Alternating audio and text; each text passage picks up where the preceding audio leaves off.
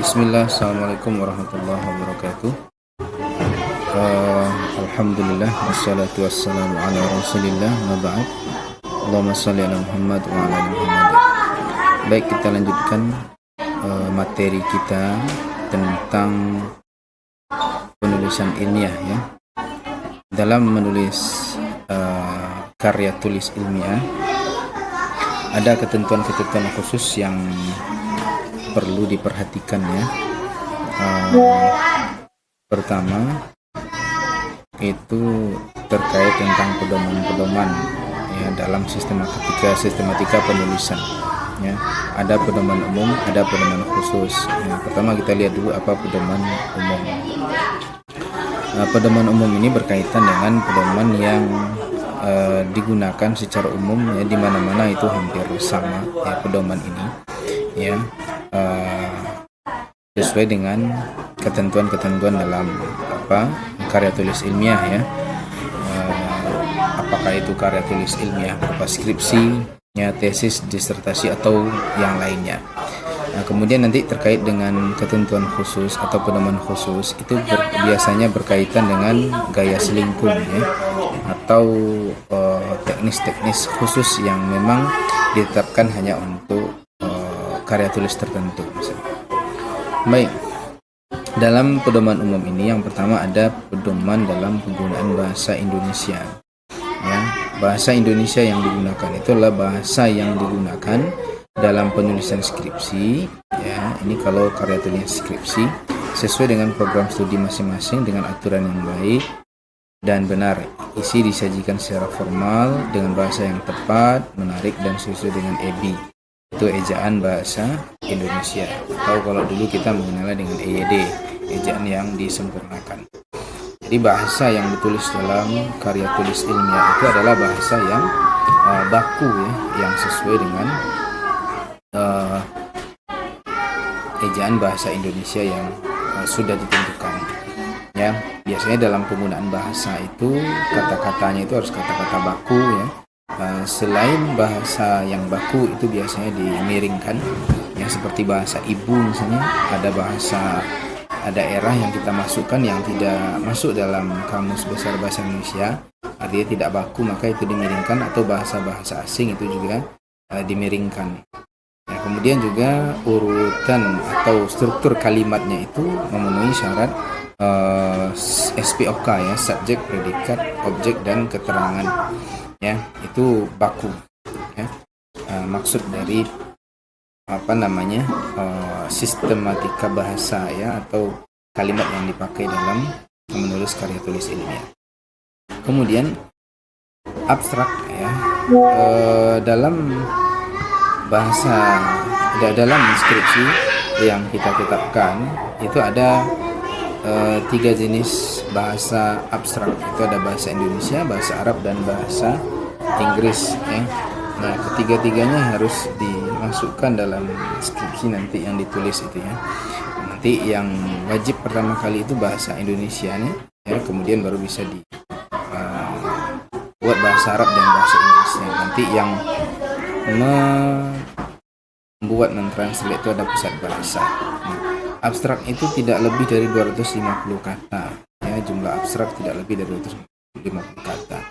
Karena abstrak itu adalah ringkasan dari penelitian yang kita lakukan ya, mulai dari tujuan penelitian itu sampai kepada hasilnya ya. Nanti kalau dalam abstrak kita itu hanya menggunakan 2 paragraf saja. Kemudian tidak lebih dari 1 halaman A4 ya, maksimal 1 halaman, dan diketik dengan jarak 1 spasi dengan huruf Times New Roman ya. Nah, unsur abstrak itu apa? Ada judul, nama pengarang ya, kemudian judul skripsi ya, latar belakang, rumusan masalah, metode penelitian dan hasil. Nah, ini semuanya ada dalam 1 halaman ya. Tidak boleh lebih dari 1 halaman A4 itu, dan maksimal 250 kata. Abstrak itu spasi 1 tidak usah dimiringkan ya, ditulis biasa. Kemudian abstrak bahasa Arab dan Inggris itu disahkan ya, oleh pusat bahasa Stay Archiverio. Nanti kalau sudah ACC abstraknya itu akan diserahkan ke pusat bahasa, dan pusat bahasa akan mentranslate ke dalam bahasa Arab dan Inggris. Kemudian ada transliterasi. Nah, ini perlu. Transliterasi ini adalah pedoman untuk menulis huruf-huruf Arab dalam bentuk Latin, ya. Misalnya alif itu dalam Latinnya kita buat A, ya. Ba itu B, ta itu T, sa itu T, S kecil, ya. Nah, sampai nanti hamzah, ya. Hamzah itu ditulis dengan A sama dengan alif tapi hanya A kecil. Nah, ini namanya transliterasi yang kita pakai. Jadi nanti kalau misalnya mahasiswa yang skripsi itu menulis istilah-istilah Arab, misalnya apa, asyukur, berarti dia menggunakan kata A, kemudian sya, ya, sya, sy, ash, ya, kemudian strip, kemudian sy lagi, sy, kemudian u, ya, u itu dhammah, ya, syu, kemudian k, dan u lagi sebagai dhammah, serta r, ya, asyukur misalkan. Nah, ini wajib dibuat juga dalam skripsi di bagian awal. Kemudian tabel maddah dan atau vokal panjang, ya. Jadi kalau ada mad maka dikasih tanda seperti ini. Kalau a-nya panjang misalnya begini, kalau u-nya panjang begini, asyukur misalnya, berarti u-nya dikasih tanda u, kemudian di atasnya ada tanda panjangnya yang kita kasih, ya. Kemudian vokal rangkap, ya. Kata sandang dalam tulisan Arab yang dilambangkan dengan al, ya, dituliskan terpisah dari kata yang mengikutinya. Misalnya al-ma'un ditulis al-ma'un, nah, seperti ini, ya. Ini kalau a-nya panjang dan u-nya juga panjang, al-ma'un, ya. Al-nya, ya, vokal rangkap ini ditulis terpisah, ya. Tidak boleh menyatu, dikasih tanda strip. Kemudian syaddah atau tasydid dilambangkan dengan huruf ganda, misalnya gini, inna, di double nunnya, inna, ya. Oke. Nah, lalu kutipan dalam karya tulis ilmiah itu adalah pinjaman kalimat atau pendapat dari seorang pengarang atau ucapan seorang terkenal atau ahli atau pakar di bidangnya, baik terdapat dalam buku, majalah, jurnal, atau surat kabar, atau apapun, ya, yang kita kutip, bisa ensiklopedia dan lain-lain. Nah, hasil penelitian atau dokumen juga bisa, ya, yang tidak dipublikasikan pun bisa, misalnya makalah, ya. Kutipan dapat dilakukan secara langsung atau tidak langsung, ya. Jadi ada dua jenis kutipan, ada kutipan langsung dan kutipan tidak langsung. Nah, apa itu kutipan langsung? Kutipan langsung itu adalah kutipan yang pinjaman pendapat dengan mengambil secara lengkap, ya. Ini pinjaman pendapat dengan mengambil secara lengkap dan sama kata demi kata, kalimat demi kalimat dari sebuah teks asli. Nah, ini. Jadi kutipan langsung itu adalah kutipan yang plek dibuat sama seperti teks aslinya, ya, jadi tidak diubah. Itu namanya kutipan langsung, ya, baik itu berupa kata maupun kalimat atau paragraf, ya. Nah, caranya bagaimana? Ini cara mengutip langsung, ya. Tidak boleh mengadakan perubahan karena plek mengutip, ya, maka tidak boleh diubah, ya. Makanya ketika cek Turnitin atau plagiasi, kutipan langsung itu akan terdeteksi, ya, 100%. Ya, makanya nanti ada kutipan tidak langsung, ya, supaya tidak terdeteksi plagiasi. Nah, bila ada kesalahan diberi tanda 6, ya, contoh gini, guru adalah, ya, mestinya kan adalah, ya, tapi di sini ditulis adalah. Nah, kita kan tadi tidak boleh mengubah, ya, atau mengadakan perubahan, maka kita kasih tanda 6 yang artinya bahwa dalam kutipan ini ada typo, ya, ada kesalahan penulisan, ya, sehingga orang bisa paham bahwa memang aslinya begitu, ya. Ini menunjukkan keotentikan sumber kemudian diperbolehkan menghilangkan bagian kutipan yang tidak dengan syarat tidak merubah makna keseluruhannya. Pengulangan itu biasanya dinyatakan dengan mempergunakan 3 titik ya. Jadi maksudnya kita tidak mengutip semua dalam satu paragraf, maka bisa kita kasih 3 titik, berarti ada penggal kalimat yang kita hilangkan ya, dengan syarat tadi tidak merubah makna dari kutipan tadi. Nah, ini juga boleh dalam kutipan langsung. Apabila yang digunakan yang dihilangkan satu alinea atau lebih, maka diberi tanda titik 1 baris halaman panjang. Jika kurang dari 5 baris, dimasukkan langsung ke dalam teks dengan tanda kutip ganda. Jadi lebih dari 5 baris yang kita hilangkan. Nah, jika lebih dari 5 baris diketik 1 spasi, terpisah dari teks dengan jarak 2,5 spasi dan diberi tanda kutip seperti ini. Nah, kutipan yang terdapat dalam kutipan ditulis dengan menggunakan tanda kutip tunggal. Untuk beda kutipan dalam kutipan maka ditulis seperti ini. Nah, kita mengutip, kemudian dalam kutipan itu orang yang kita kutip mengutip juga. Model begini caranya. Nah, sesudah kutipan selesai diberi nomor urut, penunjukan kode footnote. Nah, jadi setelah kutip kita kasih kode footnote, misalnya begini ya. Menurut Syahri Ramadan, berarti ini tandanya ada yang kita hilangkan dari kutipan itu. Jadi kita tidak mengutip semuanya. Pendidikan tauhid untuk anak seharusnya, ini kan salah ya, maka kita kasih sik ya, karena mestinya ada s di sini seharusnya. Dimulai sejak dini ya, hal tersebut mengingat urgensinya. Dan di sini kita hilangkan lagi ada yang tidak kita kutip. Pendidikan tauhid dapat dilakukan melalui kisah-kisah. Langsung ada footnote di sini. Ya, ada footnote sebagai tanda kutipan ya. Dan ini masuk nanti ke dalam citasi kita. Oke, kemudian bagian contoh 2 kutipan langsung dengan menghilangkan 1 kalimat dan 1 alinea lebih. Nah, ini misalnya kita mengutip panjang, kemudian kita hilangkan lebih dari 1 kalimat atau 1 alinea. Jadi kita kasih tanda ini. Oke.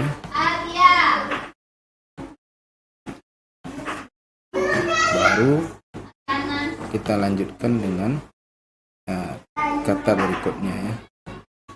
Nah, ini. Nah, ini juga dari 1 kalimat yang ada tanda kutip 1. Nah, langsung ada footnote.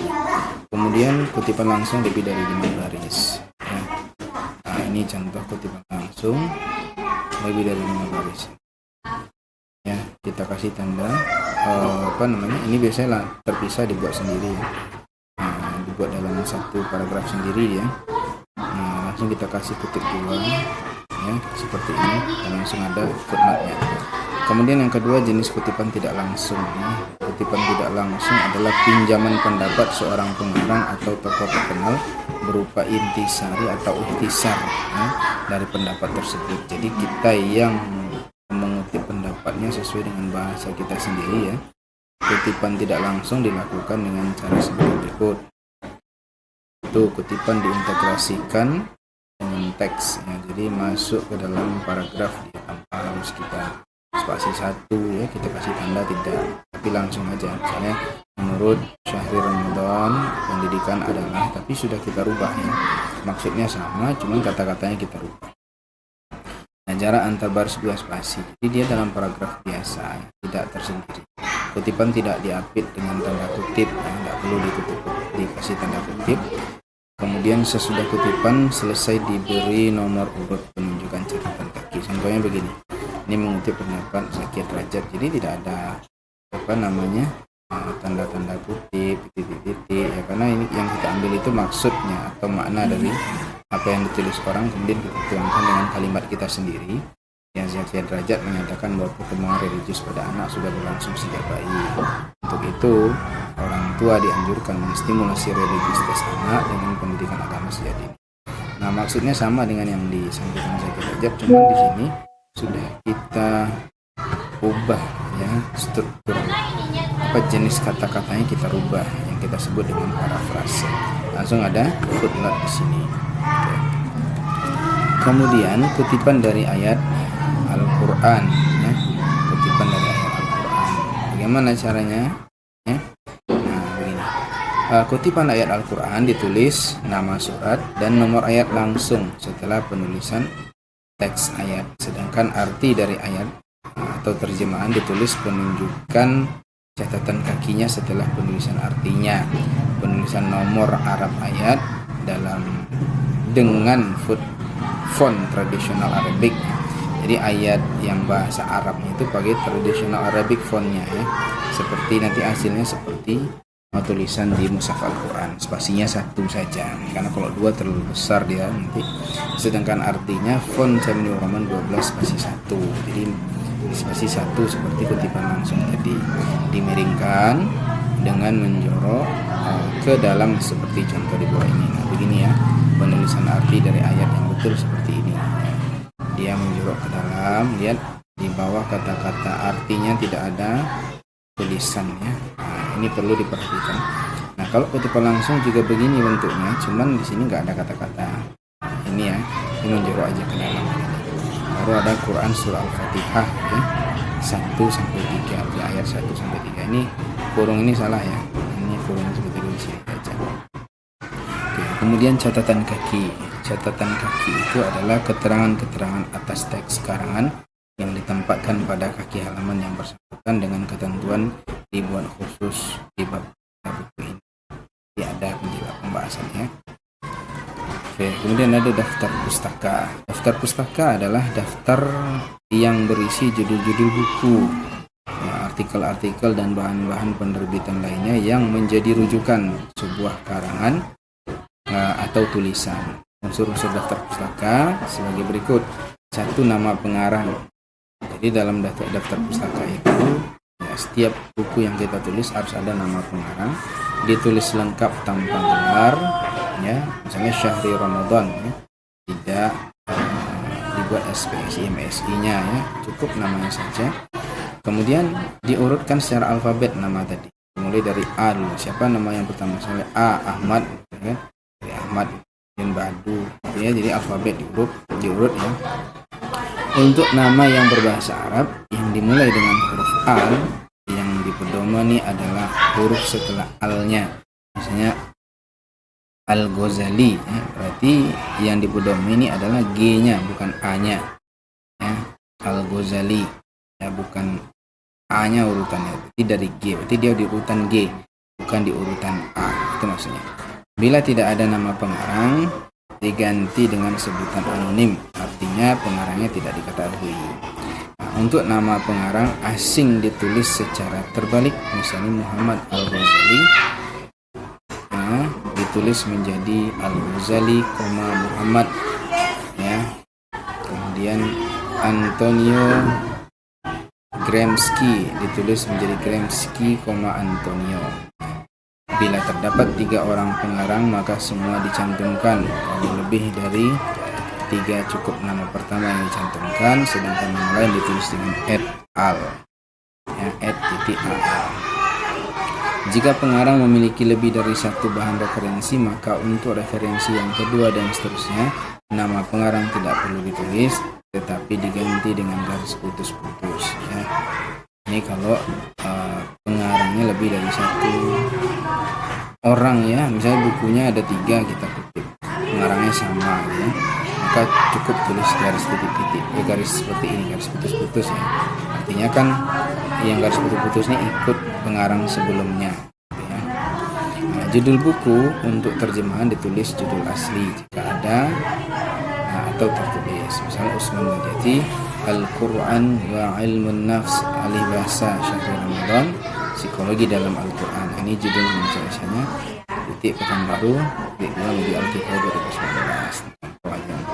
Kemudian data publikasi, tempat terbit, nama penerbit, tahun terbit, nomor jilid ya.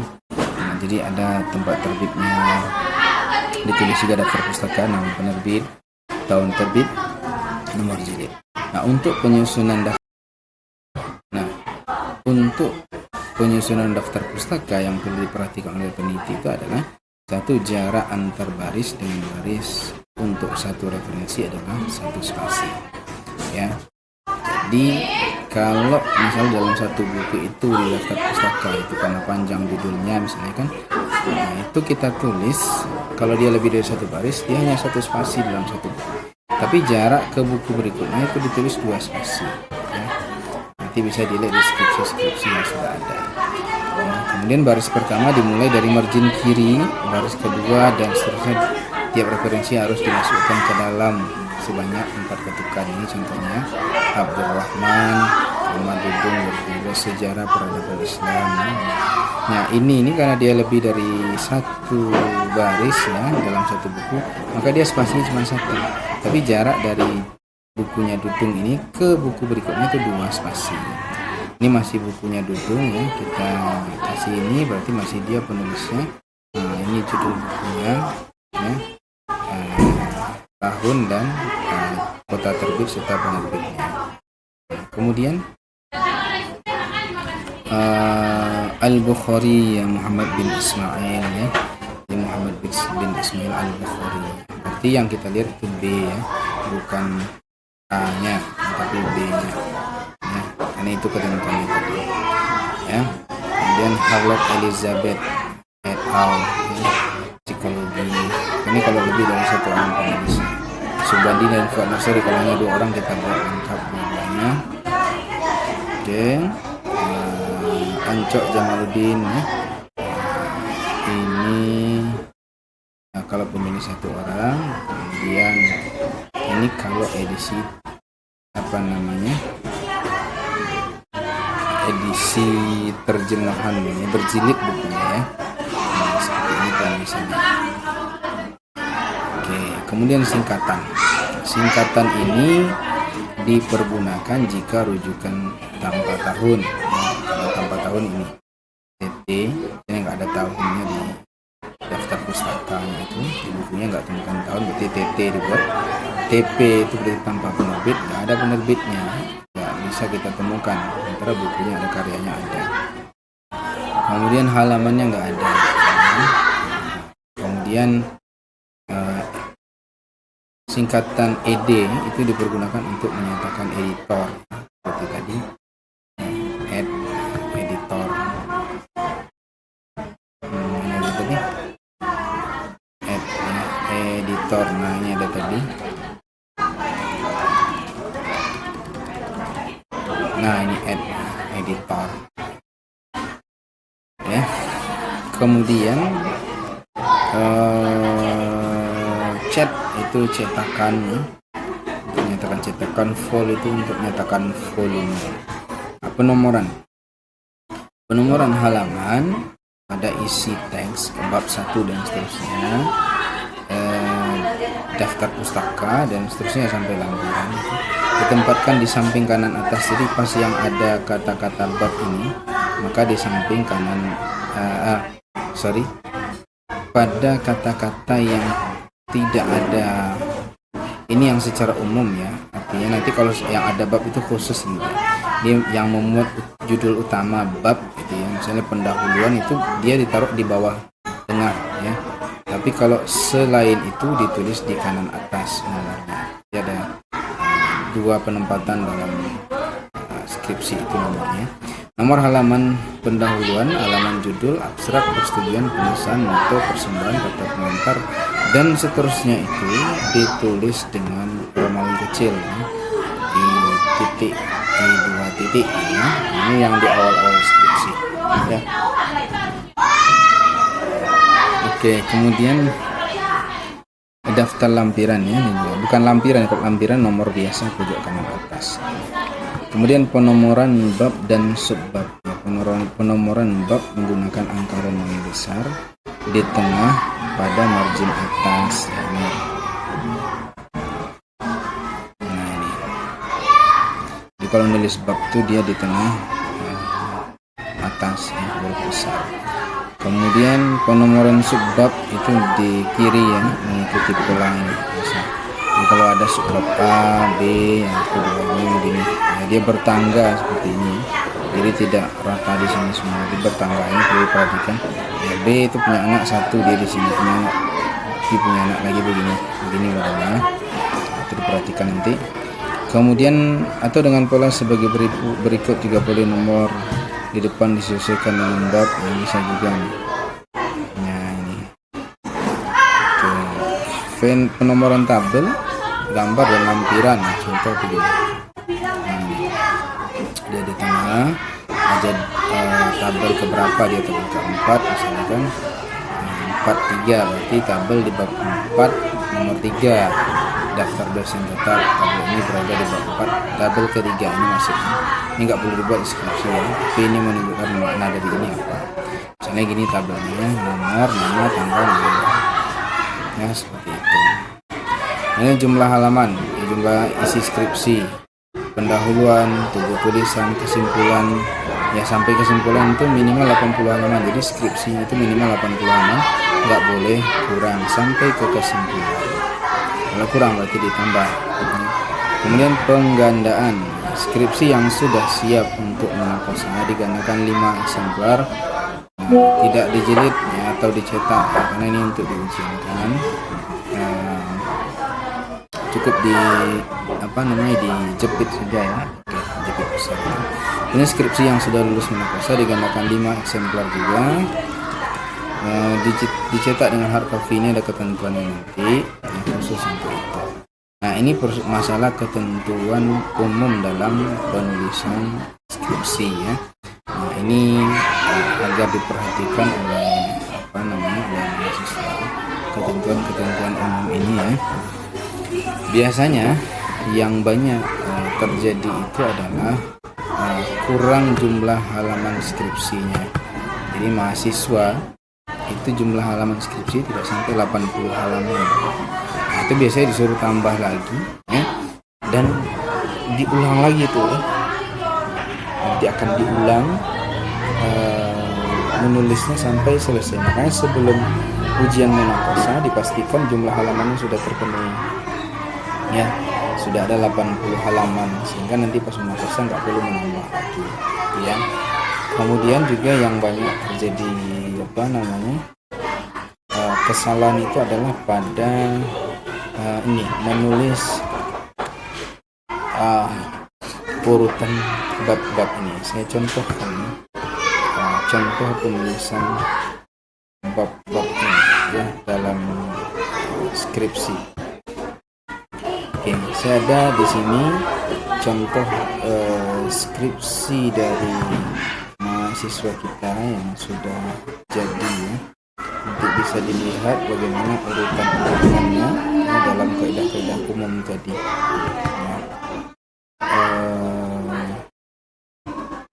Bentar, buku panduan skripsi ini contoh skripsi ya. Buku skripsi modul PTK. Sebentar kita cari bukunya. Itu penelitian pas ini ada contohnya penelitian tindakan kelas PTK. Contoh Profesor PTK 1 ini yang lama, yang baru ya. Contoh Profesor PTK 2024 ya. Kita cek di sini ya. Nah ini, bab 1 ya, di tengah-tengah pendahuluan, kemudian langsung latar belakang. Ini jarak antara ini itu 2 juga ya, jadi tidak lebih. Kadang ada sebagian ketika enter jaraknya berlebih. Kemudian bagian dari subbab pertamanya kita tulis A, latar belakang. Lihat di bawah A ini nggak ada kalimatnya, kosong. Dia harus diajar dengan L ini sini. Diajar dengan L ini. Kemudian ini masuk ke dalam baris kedua sejajar L. Kemudian penulisan subbabnya itu dia hanya di awalnya yang besar. Nah, begitu. Kemudian di sini langsung ada kutipan. Berarti dia sini sudah mengutip. Yang dikutipnya adalah ini. Pertengahan agama Al-Quran dan terjemahannya Surabaya Al-Hidayah. Ini berarti yang menulis Quran ini adalah Departemen Agama RI, Al-Quran terjemahannya Surabaya ya. Ini judulnya untuk dicetak di Surabaya. Titik 2 Al-Hidayah, ini berarti penerbitnya, 2022, HLN 16 bagi halaman 16. Nah, itu. Ini contoh pengetikannya. Kemudian Al-Quran sebagai pedoman. Nah, ini contoh penulisan ayat begini.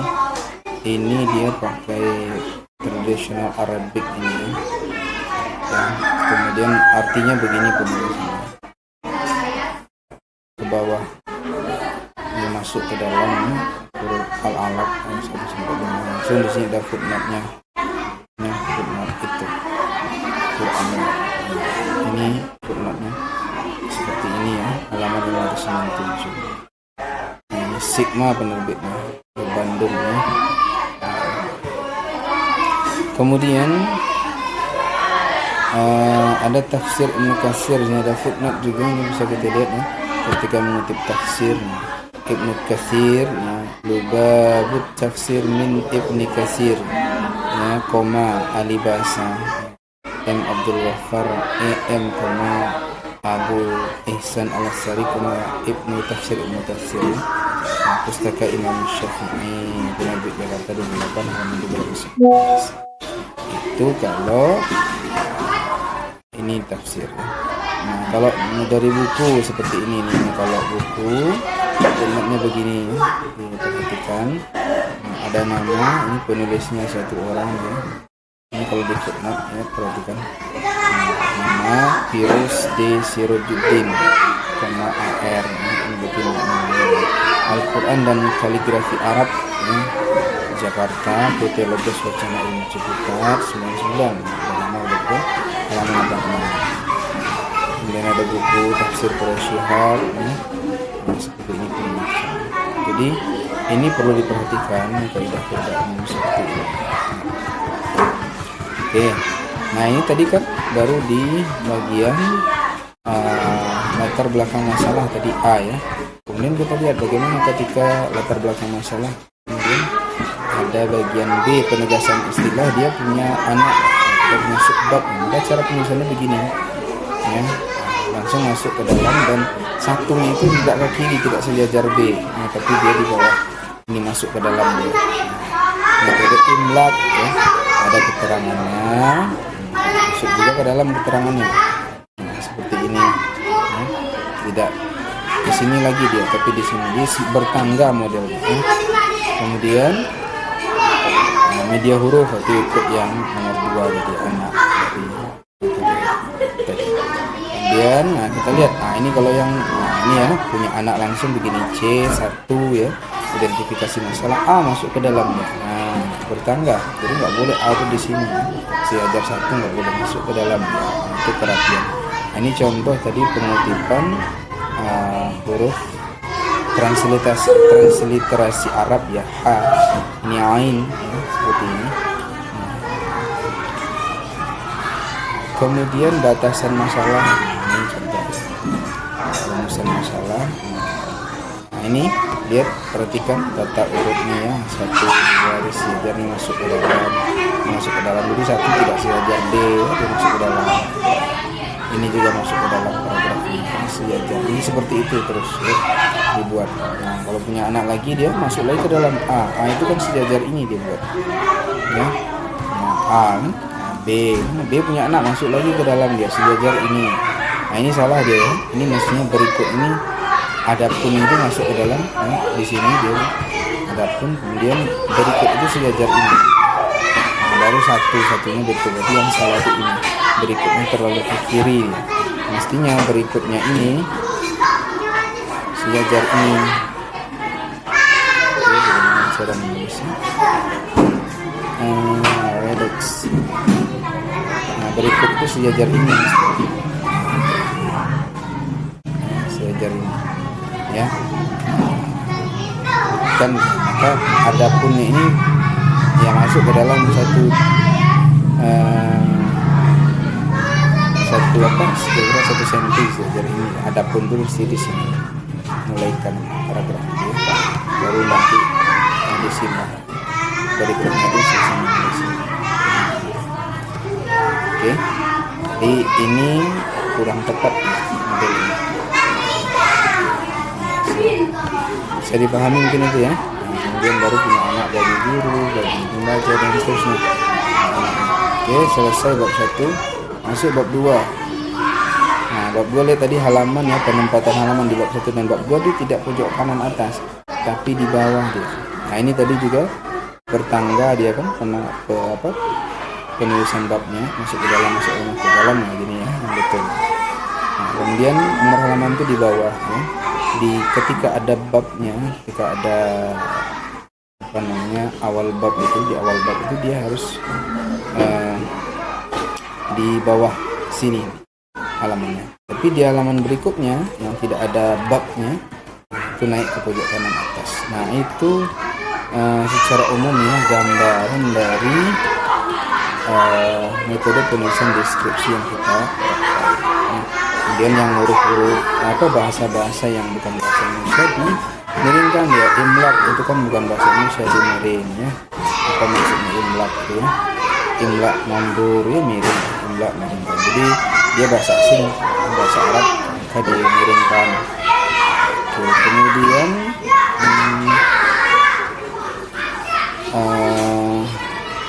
ya itu secara umumnya. Nah, ini misalnya C ya, dia masih punya lagi, dia 1 kurung dia, 2 kurung, nggak pakai titik ya, ini salah, nggak pakai titik, ulang 1 kurung aja, 2 kurung itu nggak usah pakai titik. Itu kalau kita buat pakai bullet dan numbering itu yang ada di pasti, maka dia sudah sudah otomatis itu ada ya. Oke, nah itu saya kira untuk bisa difahami ya. Dan bagi teman-teman nanti yang ingin menulis skripsi itu dari sekarang untuk difahami langkah-langkah ini dan teknis ini, sehingga nanti bisa memahami ya, bagaimana penulisan skripsi yang baik dan benar ya, sesuai dengan panduan skripsi kita ya. Ini contoh skripsi ini saya sajikan seperti ini. Ini contoh proposal ya, ini sampai bab 3 ya. Nanti ada bagan-bagan seperti ini ya. Nah, dikasih nama bagan ya. Nah, ada nama ya, gambar 31, jadi bab 3 gambar pertama itu rancangan yang betul itu gambar 3 itu 3 perkembangan besar ya.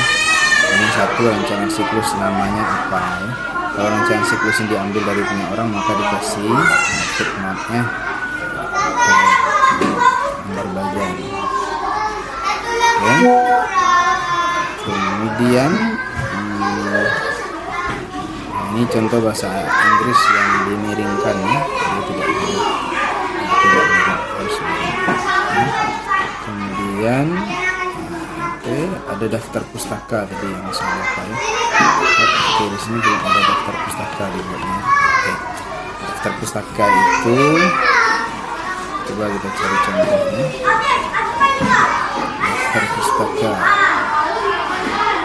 yang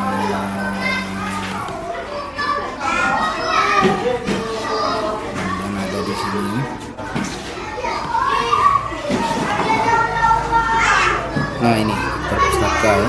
Ini daftar pustaka jika dia ditulis secara alfabet urutannya. Nah, ini jika dia dalam 1 buku maka dia lebih dari 2 baris maka dia spasi 1. Antar buku 2 spasi. Ya, antar buku 2 spasi. Nah, ini contohnya daftar pustaka. Ini banyak juga yang salah dijadikan 1 spasi semua atau 2 spasi semua salah. Ya. Dan dia rata kanan ya. Ini salah nih. Ini tidak rata kanan, ini rata kiri saja tapi tidak rata kanan. Yang betul itu rata kanan ya. Nah, penulisan skripsi, proposal skripsi itu mesti rata kiri dan rata kanan. Nah, seperti ini ya. Nah, ini kan rata kiri kanan dia. Rata kiri kanan. Ya, rata kiri, rata kanan ya. Nah, itu materi kita di pertemuan ini semoga bisa difahami dan mohon maaf.